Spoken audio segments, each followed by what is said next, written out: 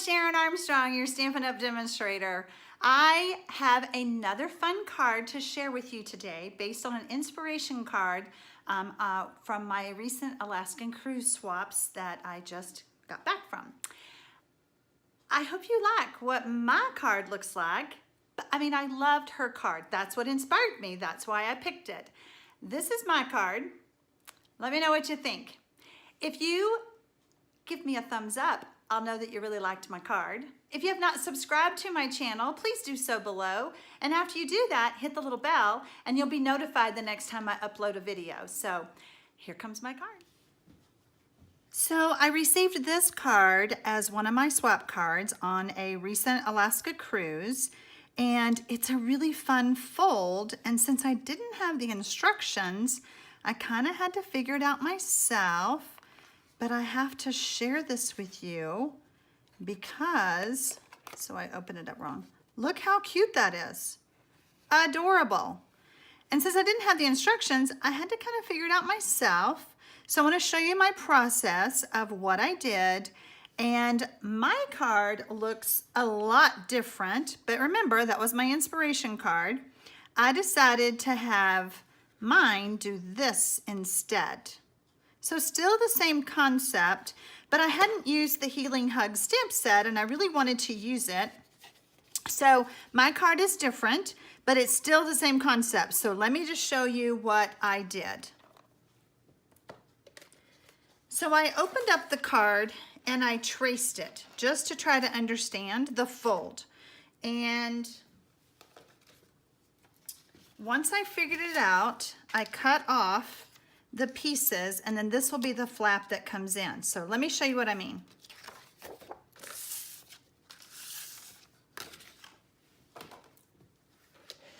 So using the Stampin' Up! Paper trimmer, I kind of figured out pretty quick that she used almost the whole sheet of paper, so I needed to do a score. So I'm going to move my cutting blade out of my way, and I'm going to score at 5.5. Actually, you know, it did take me several times to figure it out, but once I figured out that if I scored at 5.5, I was almost home free.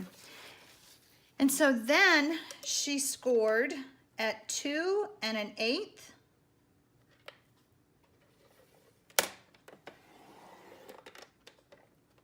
And I'm gonna flip my card around and score at 2 1/8 again, because that works the best.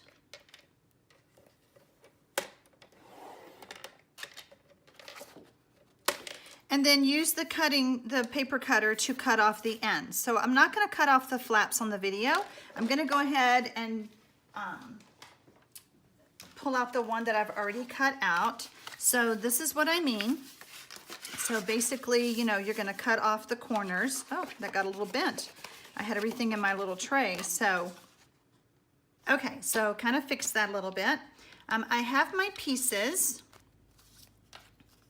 And let's do some stamping. So with the stamping, I'm gonna be using a masking technique, and that is where I stamped my flower. Let me show you, because I wanna stamp my leaves. So I stamp my flower at the top of a Post-it note. So you know how it's sticky at the top. So you wanna stamp as close to the top so that that sticky part will stick to your cardstock and not move.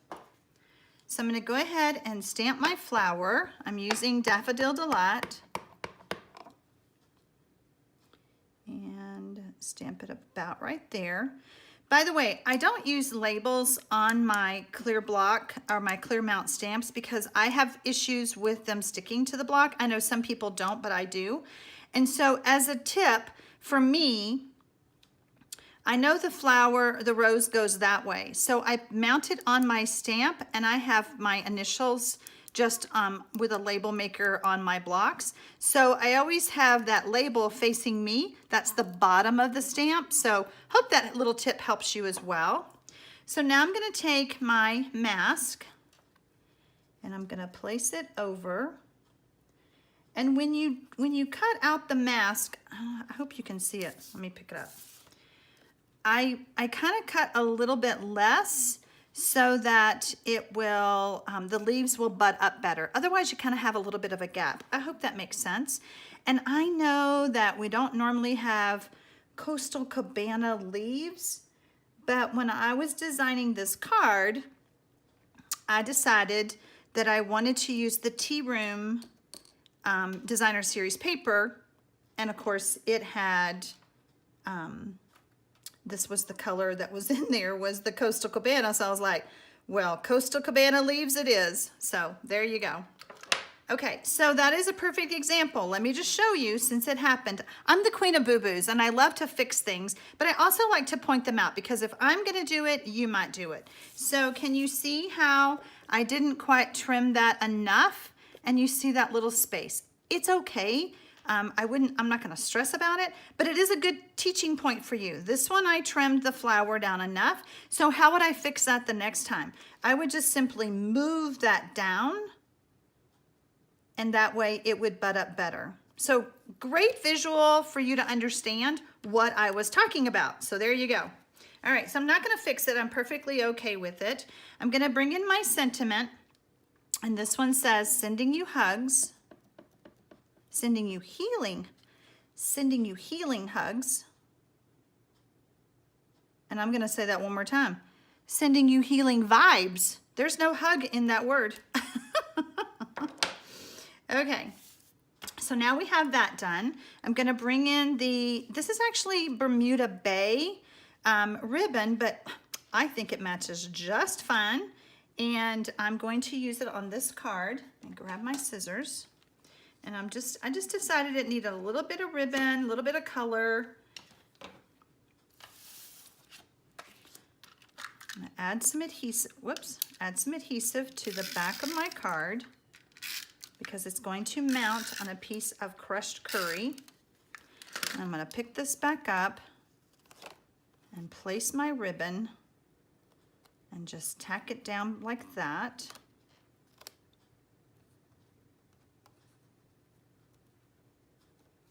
Make sure it's good and taut. And I always like to add a little bit of ribbon, a little bit of adhesive on that ribbon, because over time that might pop up right there and I don't want that to happen. I will have all of the measurements and everything that I'm using in the description below on the YouTube video, so don't worry that I'm not telling you what they are. So like I said, I've already got my piece cut, and I decided that I wanted this one on the front.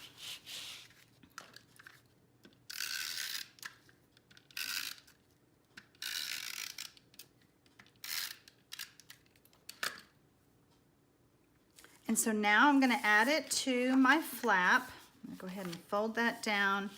Use a bone folder to give it a good crease.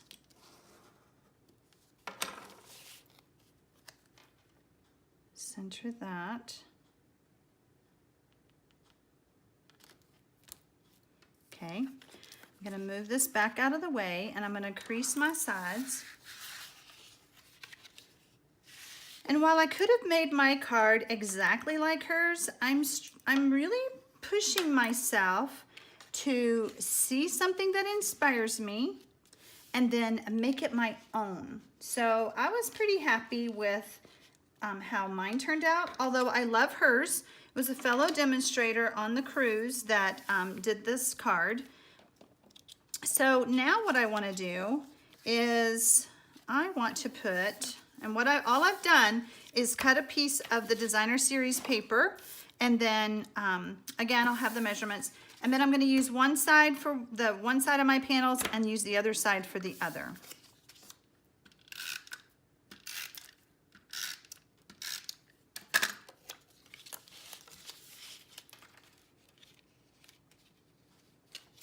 I did find that it's easiest, I hope this is all showing on the camera, let me make sure, that it's easiest for me to start at the bottom, hold it, and then just place it down like that.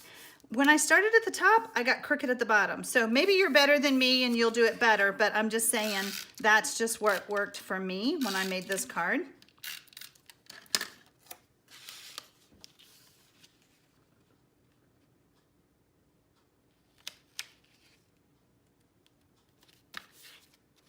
And then now I'm gonna open it up and I'm gonna add these pieces.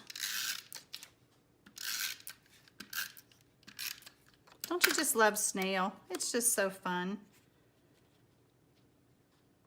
It's such a great everyday adhesive.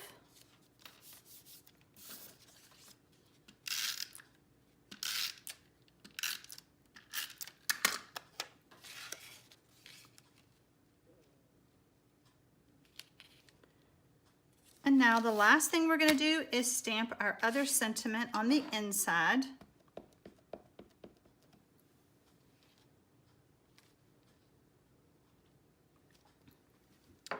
Get well soon. And that is all from, I used the Get Well Soon, Sending You Healing Vibes, the rose and the leaves to create this card. And so I hope, whoops, I need to score that.